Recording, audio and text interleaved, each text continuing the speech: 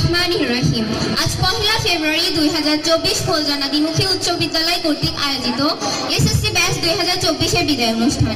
এই অনুষ্ঠানে উপবিষ্ট সম্মানিত প্রধান অতিথি, বিশেষ অতিথি, সম্মানিত সভাপতি, ম্যানেজিং কমিটি, আমার সামনে উপবিষ্ট সকলকে জানাই আমার অন্তঃস্থল থেকে শুভেচ্ছা ও সালাম। আসসালামু আলাইকুম। যেতে হবে বহুদূর, তাই ছেঁড়া বাঁধন, বিরহ ব্যথা দূর মনে বইছে হাসি আর কাঁদন।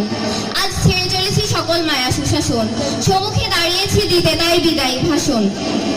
সম্মানিত একান্ত অভিভাবক, আপনাদের একান্ত পরিচর্যায় গড়ে ওঠে এক বাগান ফুল গাছ আমরা। আপনাদের স্নেহকোমল আচরণ পেয়ে সত্যিই আমরা ধন্য।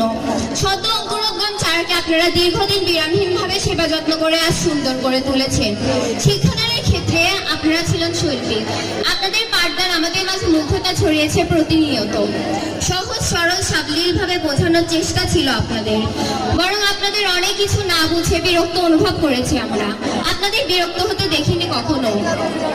আজ বুঝতে পারছি একজন মালিক কতটা আঘাত সহ্য করে একটা ভালো গোলাপ চারা উৎপাদন করে, আর একজন শুধু তা করে সমাজকে কিছু উপহার দেওয়ার জন্য।